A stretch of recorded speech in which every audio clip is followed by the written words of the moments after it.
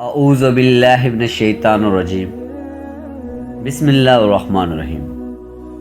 شروع اللہ رب العزت کے نام سے جو بڑا مہربان رحمان و رحیم ہے۔ ایک چوڑیاں بیچنے والی کو مجھ سے پیار ہو گیا۔ اس کی کیا کمال محبت تھی۔ وہ جہاں بھی جاتی وہاں کی مشہور چیز میرے لیے تحفے میں لاتی تھی۔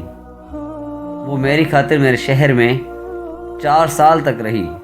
روزانہ میری منتیں کرتی اور روتی رہتی، کہتی ہوتی تھی کہ میرے نال شادی کر لے۔ میرے لگاتار انکار پر وہ واپس اپنے آبائی گاؤں جھنگ چلی گئی۔ کچھ عرصے بعد میں اپنے دوستوں کے ساتھ باہو سلطان کے مزار پر گیا۔ میں ادھر مزار کے باہر کھڑا تھا کہ پیچھے سے کسی نے میرا بازو پکڑا۔ دیکھا تو وہی چوڑیاں بیچنے والی تھی۔ خوشی کے مارے وہ کہنے لگی کہ عاقب میری دعا رنگ لے آئی، تیرا دیدار ہو گیا، ساڑی عید ہو گئی۔ میں جب بھی دربار پر آتی تھی عاقب تجھے مانگتی تھی، اب تیرے لیے بیٹھی ہوں، شادی نہیں کی۔ پھر اس کی آنکھوں میں آنسو آ گئے، کہنے لگی بھیک مانگنا، چوڑیاں بیچنا میرا قصور تو نہیں ہے نا، یہ تو میری قسمت کا، میرے نصیب کا قصور ہے، تو سزا مجھے کیوں مل رہی ہے۔ وہ سب کے سامنے میرے گلے لگ کر رونے لگی، کہنے لگی کہ ایک دفعہ میرے ساتھ میرے گھر چلو۔ میرے پاؤں پکڑ لیے، سب لوگ دیکھ رہے تھے۔ میری بہت بے عزتی ہوئی، لوگوں کا مجمع لگ گیا۔ دوستوں نے بولا کہ چلو ایک دفعہ ہو آتے ہیں۔ میں نے ہاں کر دی تو وہ بھاگ کر گاڑی میں بیٹھ گئی۔ اس کا گھر 50 کلومیٹر دور تھا۔ سارے راستے پر بہت خوش تھی۔ ہم اس کے گاؤں پہنچ گئے۔ وہاں سب گھر کچے تھے، لیکن صفائی پکے گھروں سے بھی زیادہ تھی۔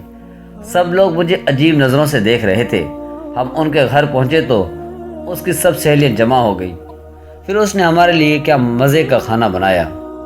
اس کے گھر والوں نے مجھے بتایا کہ یہ لڑکی تو سارا وقت تمہارے نام کی تسبیح کرتی رہتی ہے، اور پھر جب ہم واپس آنے لگے تو اس کی آنکھوں سے آنسو نہیں رک رہے تھے۔